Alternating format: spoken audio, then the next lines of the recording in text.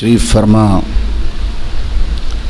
حضرت علامہ مولانا محمد اسلم صاحب قبلہ دامت برکاتکم القدسیہ صوفی باصفا پیر طریقت رہبر شریعت حضرت علامہ مولانا قاری نظر عالم صاحب قبلہ مخزن علم و فن حضرت استاد الحفاظ والقراء حضرت حافظ و قاری محمد رضا صاحب قبلہ دامت برکاتکم القدسیہ و دیگر بزم نور میں تشریف فرما حضرات علماء اہل سنت حفاظ کرام قراء اعظام معزز سامعین کرام السلام علیکم ورحمۃ اللہ وبرکاتہ۔ الفاتحہ۔ بسم اللہ الرحمن الرحیم الحمد للہ رب العالمین والصلاة والسلام علی سیدنا الانبیاء والمرسلین وعلی آلہ وصحبہ اجمعین اللہم صل علی سیدنا مولانا محمد وبارک وسلم السلام علیکم یا رسول اللہ خالق ارض و سما تیری رحمت نبی پاک صلی اللہ علیہ وسلم۔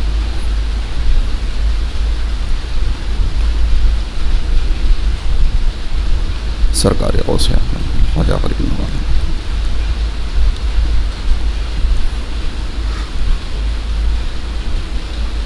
جن کا عرس پاک ہم منا رہے ہیں، سرکار صوفی نظام الدین صاحب علیہ رحمۃ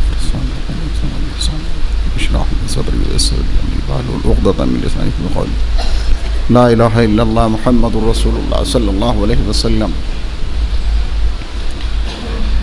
الحمد للہ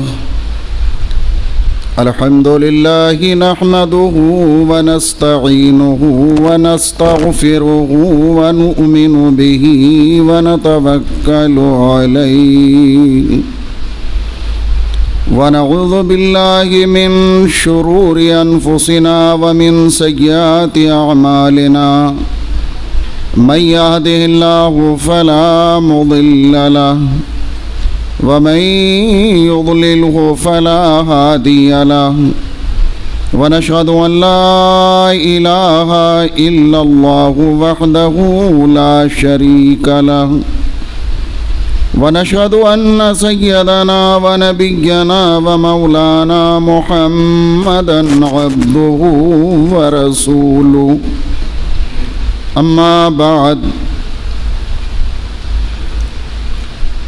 فأعوذ بالله من الشيطان الرجيم بسم الله الرحمن الرحيم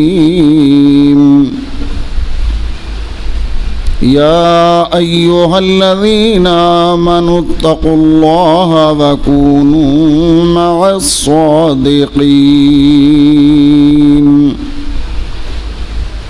آمنت بالله صدق الله مولانا العلي العظيم وصدق رسوله النبي الأمين المختار الكريم ونحن على ذلك لمن الشاهدين والشاكرين والحمد للہ رب العالمین۔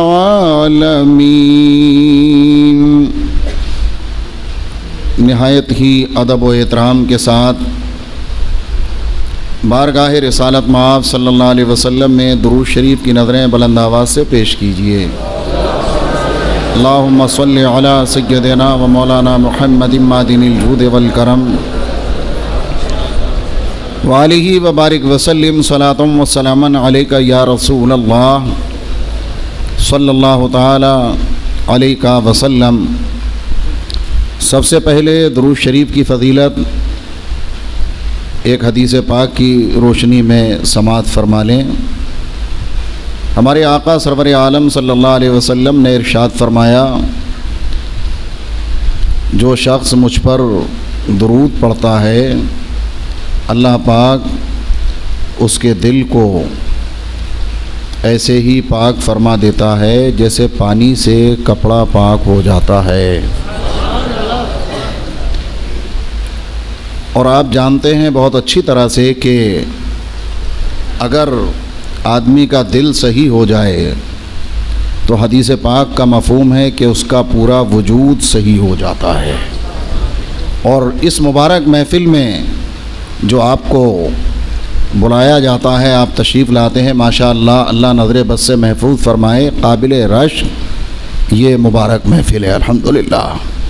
تو اس میں اسی لیے بلایا جاتا ہے کہ آپ کا دل بھی خوب پاک و صاف ہو جائے، اس لیے کہ انسان کا دل بگڑتا ہے تو پھر پورا وجود بگڑ جاتا ہے، اور دل صحیح ہوتا ہے تو آدمی کے پورے وجود پر اس کا اثر ظاہر ہوتا ہے۔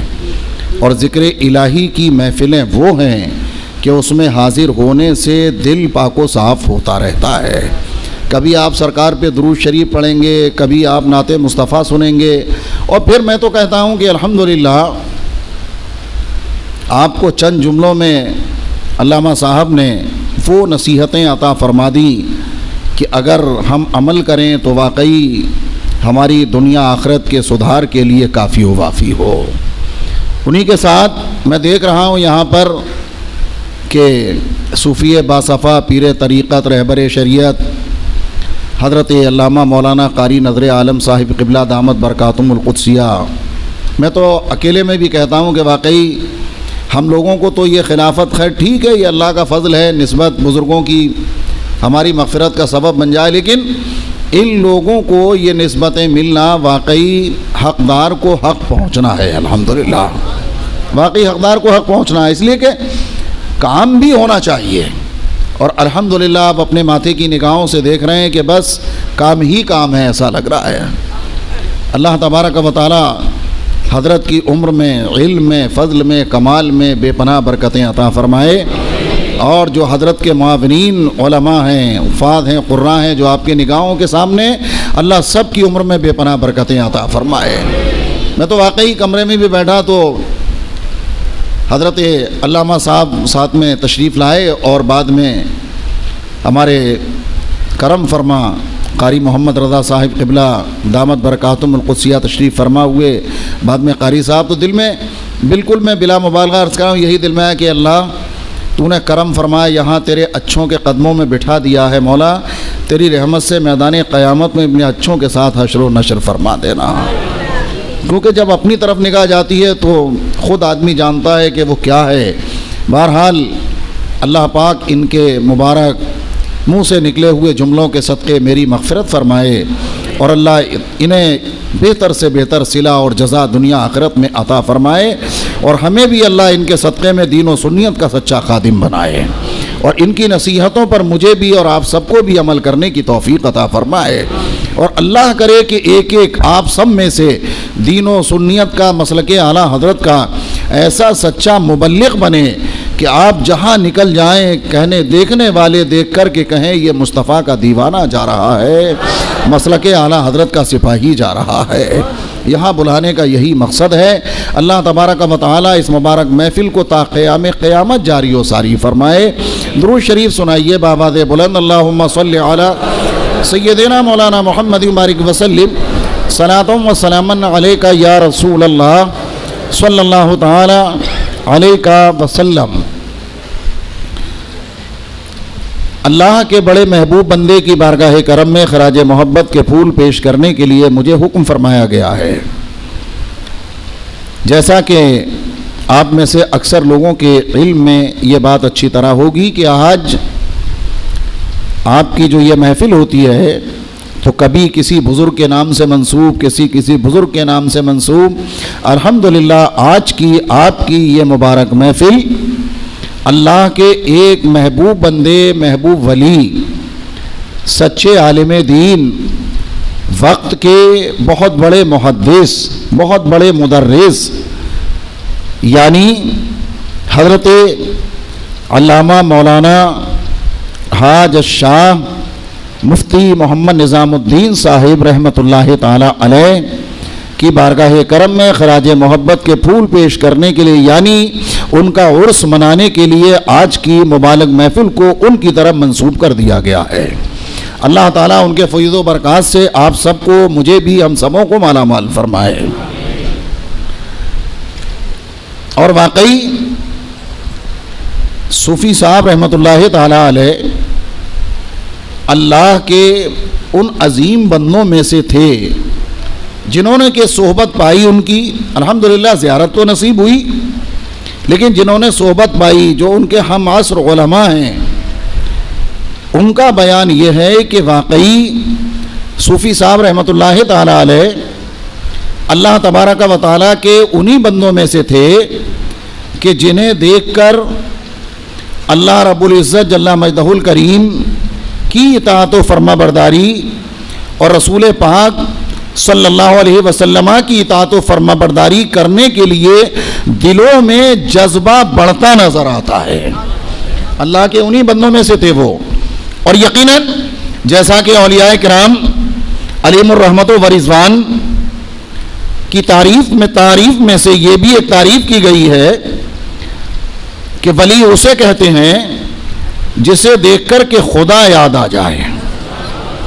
جنہوں نے صوفی صاحب رحمۃ اللہ تعالی علیہ کی زیارت کی ہوگی, جنہوں نے صحبت پائی ہوگی, واقعی اپنے مرشد سرکار مفتی اعظم ہند علیہ رحمت و رضوان کے صدقے اور جس حسن کا وہ حسین انتخاب تھے, میری مراد آپ سمجھ رہے ہوں گے, ماررہ شریف کے بہت ہی عظیم بزرگ حضور احسن العلماء یعنی سید مصطفیٰ حیدر حسن علی رحمت و رضوان کا بھی بڑا حسین انتخاب تھے, جنہیں دنیا مفتی نظام الدین صاحب علی رحمت و رضوان کے مبارک نام سے یاد کرتی ہے.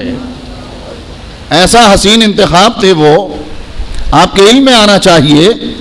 خود صوفی صاحب رحمۃ اللہ تعالی علیہ کا فرمان میری نظر سے گزرا. وہ فرماتے ہیں کہ جب عرس قاسمی کے موقع پر حضور احسن العلماء علیہ رحمت و رضوان نے مجھے اجازت و خلافت سے نوازا تو ارشاد فرمایا یہ وہ خانقاہ ہے کہ جہاں کسی کے کہنے پر نہیں بلکہ جو اس کے اہل ہوتے ہیں انہیں بلا کر کے خلافت عطا کی جاتی ہے. اور فرماتے ہیں کہ جب سبز رنگ کا عمامہ حضور احسن العلماء علیہ رحمت و رضوان نے میرے سر پر اس موقع پر سجایا تھا تو ایسا لگ رہا تھا کہ میرے باطن میں جو خلا ہو وہ ایسے انوار کی بارش ہو رہی تھی کہ سارا خلا مجھے بھرتا ہوا نظر آ رہا تھا. گویا کہ ان کے بزرگوں کا فیضان اور خاص کر اس وقت سرکار مفتی اعظم جو ان کے پیر و مرشد تھے ان کا فیض خاص حضور احسن العلماء کے دست مبارک سے صوفی صاحب کو ملتا نظر آ رہا تھا.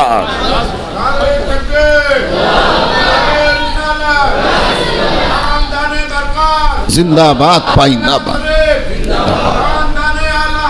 زندہ زندہ باد پائندہ باد. پوری زندگی آپ دیکھیں صوفی صاحب رحمت اللہ تعالی علیہ کی, ان کے مرشد گرامی وقار سرکار مفتی اعظم علی رحمت و رضوان کے مشن سے آپ کو میں تو یوں کہوں تو بھیجا نہ ہوگا کہ بال برابر بھی آپ ہٹے ہوئے نظر نہیں آتے. الحمدللہ پوری زندگی آپ دیکھ لیجئے ان کی, چاہے جو بھی معاملہ رہا ہو. بلکہ میں تو ایک جملہ کہوں, حضور مفتی اعظم ہند علیہ رحمت و رضوان ایک جملہ خود ارشاد فرمایا کرتے تھے. ماررہ شریف کے بزرگوں میں سے ایک بزرگ حضرت حمزہ مارروی علیہ رحمت و رضوان کے تعلق سے کہ وہ اپنی کرامتوں کو اپنی دوا میں چھپا کر کے اپنے غلاموں کو دیا کرتے تھے. اس لیے کہ وہ جو دوا دیتے تھے نا تو جس مرض کے لیے دیتے تھے اللہ شفا ہی عطا فرماتے تھا. بڑے سے بڑا ڈاکٹر ہو آپ اس کے پاس چلے جاؤ, کبھی یہ کاٹے گا, یہ لکھے گا, وہ کاٹے گا, وہ لکھے گا. لیکن یہ حضرت حمزہ مارروی علیہ رحمت و پہلے کے جو علماء ہوتے تھے نا وہ حکیم بھی ہوا کرتے تھے. اکثر آپ دیکھیں گے تو جو بھی وہ دوا دیتے تو اللہ کے فضل سے ایسا لگتا کہ بالکل اللہ اپنے کرم سے شفا ہی عطا فرما دیتا. تو سرکار مفتی اعظم دیکھ کر کے فرماتے ہیں کہ حضرت حمزہ مارروی علیہ رحمت و رضوان اپنی دوا میں اپنی کرامت کو چھپا کر کے دیا کرتے تھے. تو میں ایک جملہ یہاں کہہ دوں, میرے مرشد اعظم سرکار مفتی اعظم ہند علیہ رحمت و رضوان اور ان کے صدقے حضرت صوفی نظام الدین صاحب علیہ رحمت و رضوان اپنی کرامتوں کو اپنے تعویذوں میں چھپا کر کے دیا کرتے تھے. آپ مرشد کو دیکھو اور مفتی صاحب علی رحمت و فریضان کو دیکھو، جس معاملے کے لیے اگر تعویذ عطا کر دیا ہے تو اللہ نے اگر مریض کے لیے دیا ہے تو شفا عطا فرما دی، اور بگڑے کام کے لیے دے دیا ہے تو اللہ نے ان لوگوں کا کام بھی بنا دیا ہے۔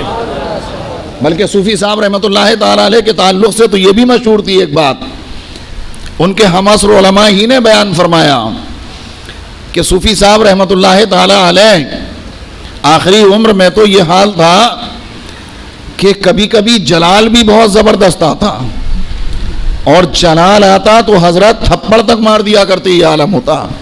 بلکہ وہ کہتے ہیں کہ جلسے میں تشریف لے گئے تھے حضرت، تو منبر پر تشریف فرماتے ہیں۔ اب جو صدر جلسہ بہت ساری جگہ یہ ہوتا ہے کہ کسی مدرسے کے جو صدر وغیرہ ہوتے ہیں ان کے چہرے پر داڑھی بھی نہیں ہوتی ہے۔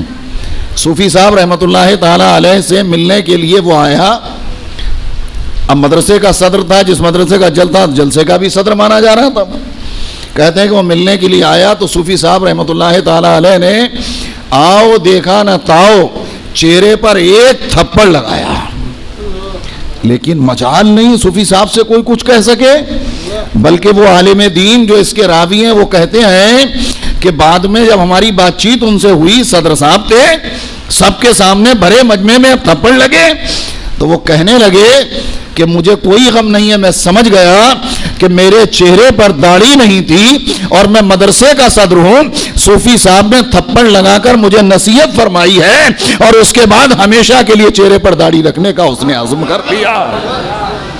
یعنی یہ بھی مزاج تھا، کبھی کبھی تو اپنا تعویذ دے دیں تو گویا کرامت چھپا کر کے دے دیں، اللہ شفائے کامل عطا فرما دے، بگڑے کام بن جائے، اور کبھی کبھی اگر تھپڑ مار دے تو بھی بگڑی ہوئی زندگی سنورتی نظر آتی تھی۔ وہ تھے صوفی صاحب رحمت اللہ تعالی علیہ۔ اور کیوں نہ ہو، اس لیے کہ صرف نام کے صوفی نہیں تھے وہ، بلکہ وہ تو ایسے صوفی تھے، ایسے صوفی کہ جن کو کتنے سارے علماء کے استاد نے بھی صوفی کا لقب عطا فرمایا تھا۔ آپ نے سنا ہوگا کہ پڑھنے کے زمانے میں کوئی معمولی بات ہے، طلباء کی زندگی کیسی ہوتی ہے آپ جانتے ہیں بھائی، کوئی نہ زیادہ شعور ہوتا ہے نہ زیادہ تقوی و پرہیزگاری اللہ ماشاء اللہ، لیکن صوفی صاحب رحمت اللہ تعالی علیہ تو پڑھنے کے زمانے میں بھی تقوی پرہیزگاری کا یہ عالم تھا کہ طلباء نے، ساتھیوں نے ہی آپ کو صوفی صاحب کہنا شروع کر دیا تھا۔ یہ نہیں ہے کہ دستار بندی ہونے کے بعد صوفی صاحب کا لقب ملا ہو، صوفی صاحب کا خطاب ملا ہو، بلکہ پڑھنے کے زمانے میں اب ساتھی جو ہوتے ہیں آپ جانتے جلدی کسی کو نظر میں لاتے، اس لیے کہ ساتھیوں میں نہ تو کوئی حرکت چھپی ہوتی ہے نہ کوئی عادت چھپی ہوتی ہے نا۔ آپ دیکھ رہے تھے نا ابھی قاری نظر عالم صاحب کی اگر میں تعریف کروں تو یہ ہوگا کہ میں ناگپاڑے پہ رہتا ہوں حضرت یہاں، لیکن جو ہر وقت ساتھ میں رہتے ہیں ان کے منہ سے تعریف سن کر کے ایسا لگ رہا تھا کہ واقعی حق حقدار کو پہنچ گیا، الحمدللہ رب العالمین۔ بھائی جو لوگ ساتھ میں رہتے ہیں، اب ساتھی ساتھ میں رہیں تو کیا چھپی ہوتی ہے، ساتھی ہی آپس میں صوفی صاحب علیہ الرحمہ کو صوفی صاحب کہہ کر کے پکارتے۔ تو حضرت کو ایک بار حضرت نے خود، اور ایسے صوفی صاحب کہ ہم نے پڑھا کہ ایک مولانا صاحب ان کا نام احمد علی احمد حضرت نے فرمایا نا علی احمد، یعنی علماء کے نام کے صدقے اللہ ہم جیسوں کی مغفرت فرمائے۔ میرے والد کا نام بھی علی احمد تھا، اللہ ان کے نام کے صدقے میرے والد کی مغفرت فرمائے، آپ دعا فرمائے۔ مولانا علی احمد صاحب اس وقت دارالاقامہ کی نگرانی ان کی ذمہ داری میں تھی، تو ان کا بیان ہے کہ صوفی نظام الدین صاحب رحمت اللہ تعالی زمانے طالب علمی تھا، اب صبح اٹھنے کے بعد لڑکوں کو نماز کے لیے اٹھانا پڑتا ہے، اکثر و بیشتر یہی ہوتا ہے، لیکن وہ کہتے ہیں کہ جب میں بیدار ہوتا تو صوفی صاحب کا عالم یہ تھا، پڑھنے کے زمانے کی میں بات کر رہا ہوں، زمانے طالب علمی یہ حال ہوتا کہ یا تو میں انہیں وضو کیے ہوئے پاتا یا وضو کرتے ہوئے پاتا، اللہ اکبر، یعنی کبھی اٹھانے کی ضرورت نہیں کہ اٹھو نماز پڑھو، بلکہ جب وہ ان کی آنکھ کھلتی، اب دارالقامہ پر جن کی نگرانی تو وہ پہلے ہی اٹھتے ہوں گے نا، بہت پہلے، لیکن وہ اٹھتے تو کبھی ضرورت نہ پڑی کہ صوفی صاحب سے کہیں آپ اٹھیے، بلکہ صوفی صاحب کو ہمیشہ وہ کہتے ہیں میں نے تو ایسا ہی پایا کہ یا تو وضو کرتے ہوئے دیکھا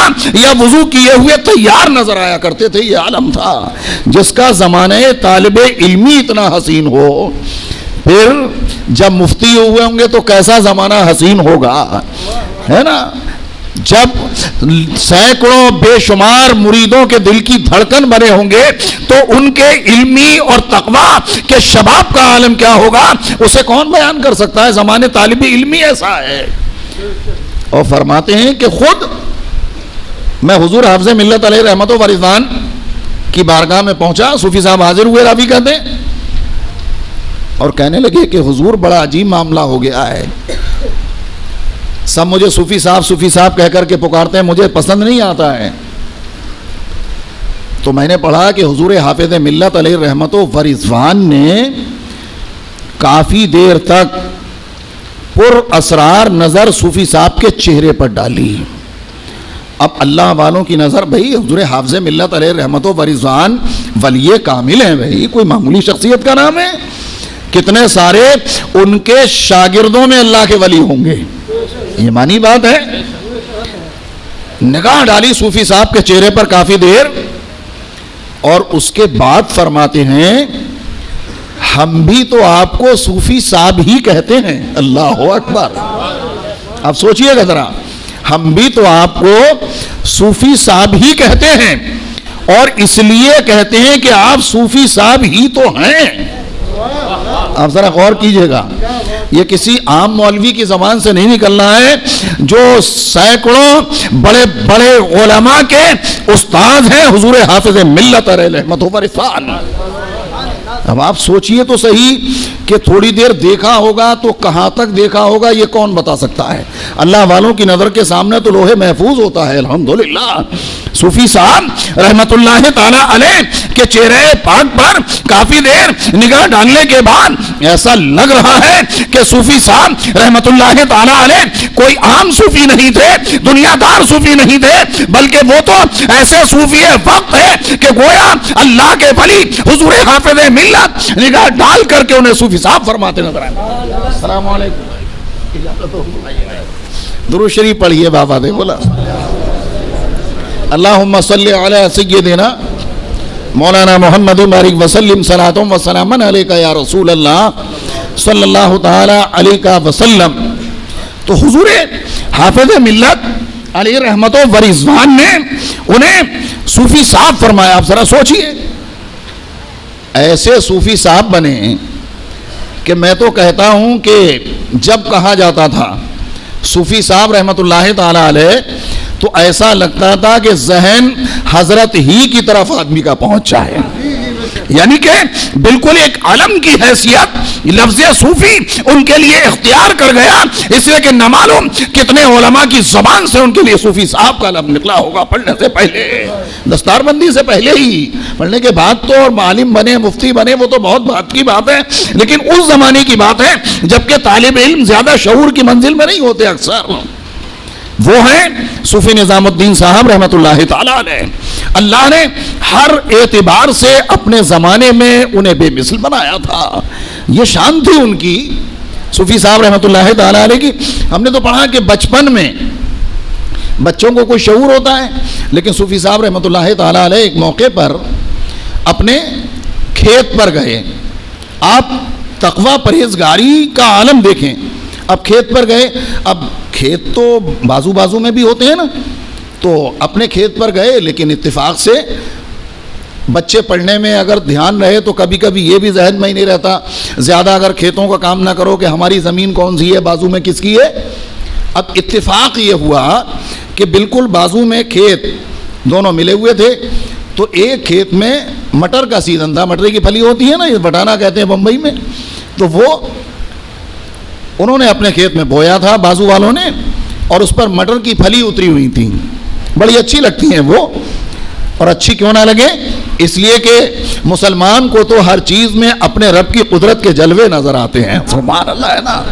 مسلمان تو جہاں جاتا ہے پتے پتے میں اللہ کی قدرت کے جلوے. اب وہ صوفی صاحب گئے تو کیا کیا؟ صوفی صاحب نے کچھ پھلیاں توڑنا شروع کر دیں. بچپن شریف تھا, کچھ پھلیاں توڑنا شروع کر دیں.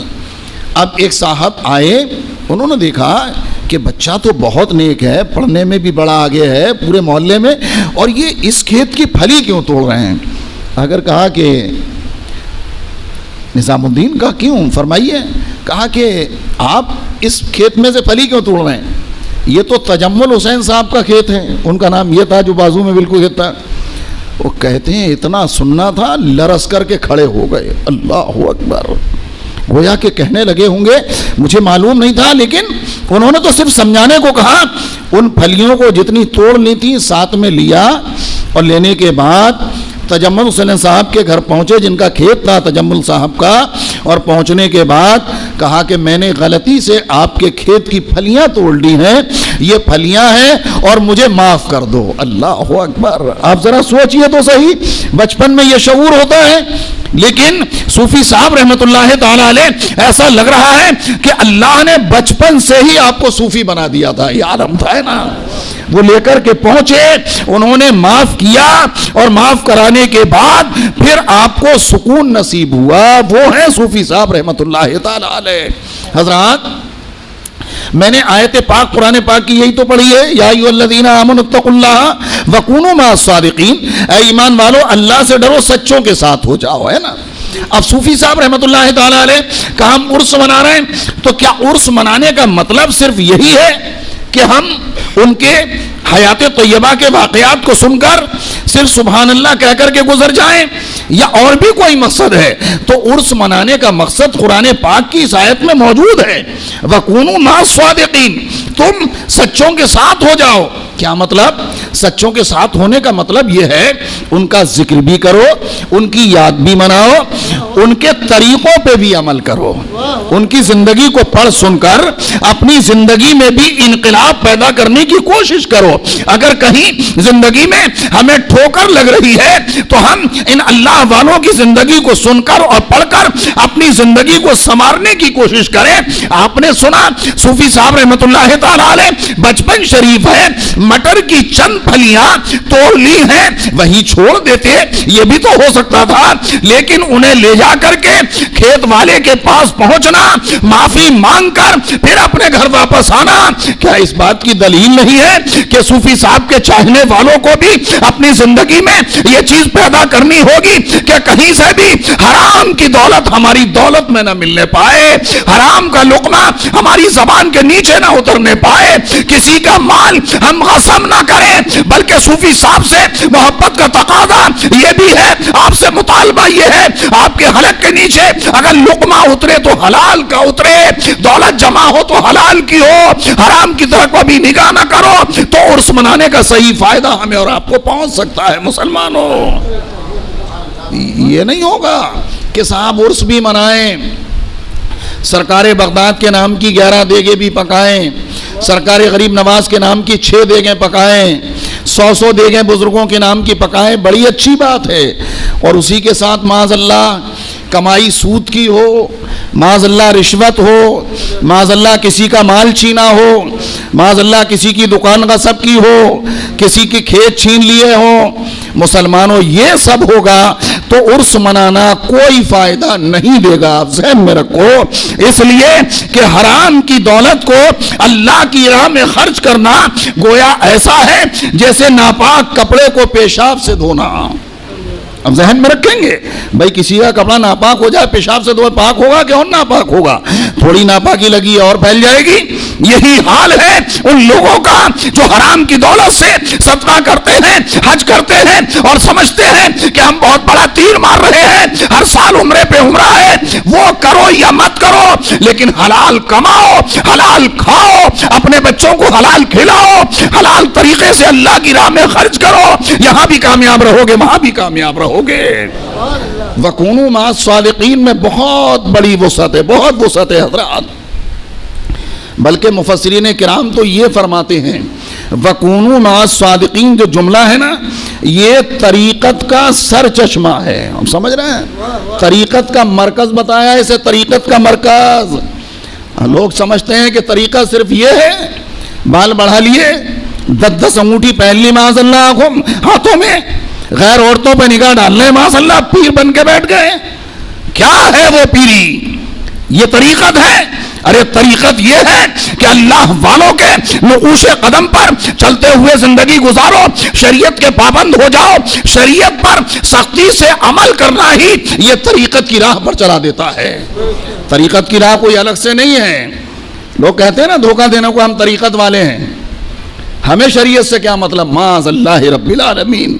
شریعت کو چھوڑ کے طریقت، الحمدللہ یہ ہے طریقت کی راہ. آپ یہاں آتے ہیں، ذرا بتاؤ تو صحیح، اتنی بڑی محفل ہوتی ہے، اتنا بڑا لنگر ہوتا ہے، اتنی تقریریں ہوتی ہیں، کیا کوئی بات شریعت کے خلاف ہوتی ہے؟ الحمدللہ یہ ہے راہ طریقت. یہاں آ کر کے آپ کو شریعت کے جام اسی لیے پلائے جا رہے ہیں تاکہ طریقت کی راہیں آپ کے لیے آسان ہو جائیں.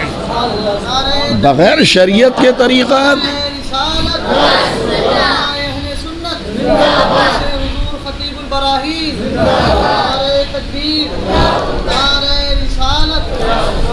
اللہ نے وہ عظیم شان عطا فرمائی. صوفی صاحب رحمت اللہ تعالی علیہ کو ہر معاملے میں آپ دیکھیں، بچپن سے لے کر آخری عمر تک تقوی و پرہیزگاری کا تو یہ عالم تھا کہ ان کے زمانے میں تقوی و پرہیزگاری ان پر گویا کہ ناز کرتی نظر آتی، وہ عالم تھا. یہ تو میرے جیسا نہیں بلکہ اکابر علماء کا یہ بیان، اکابر علماء کا یہ بیان. ارے بھائی، جب حضور احسن العلماء جیسے یہ فرمائے ولی کامل کہ ہم جو خلافت دے رہے ہیں تو یہ انہیں بلا کر کے ان کا اہل سمجھ کر کے خلافت دے رہے ہیں، ان جملوں میں کوئی معمولی بات ہوگی؟ سرکار مفتی اعظم کے ایسے مرید کہ پوری زندگی مفتی اعظم کے مشن سے ہٹنا گوارا نہ کیا. ابھی آپ نے سنا کسی کو چین پہنے ہوئے دیکھ لیا تو وہ بھی گوارا نہ ہوا.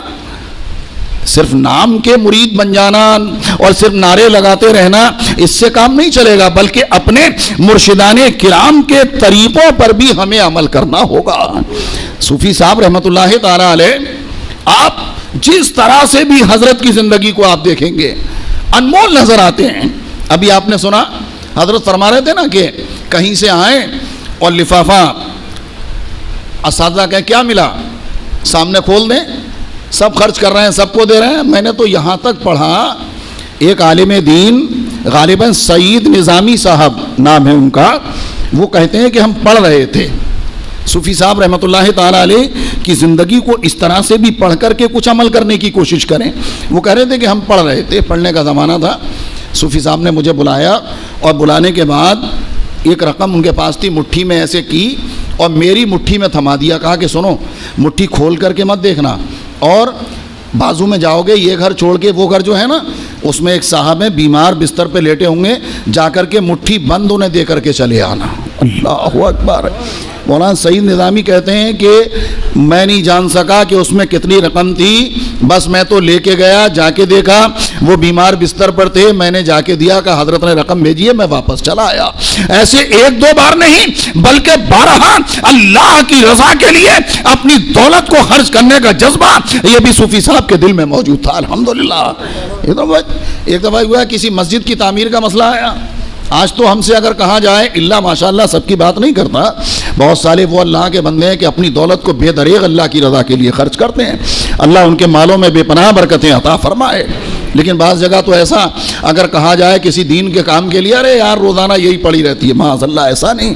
اپنے رب کا شکر ادا کیا کرو کہ اللہ نے ہمیں اس لائق فرما دیا ہے کہ ہم اللہ کی رضا کے لیے کچھ خرچ کر سکیں.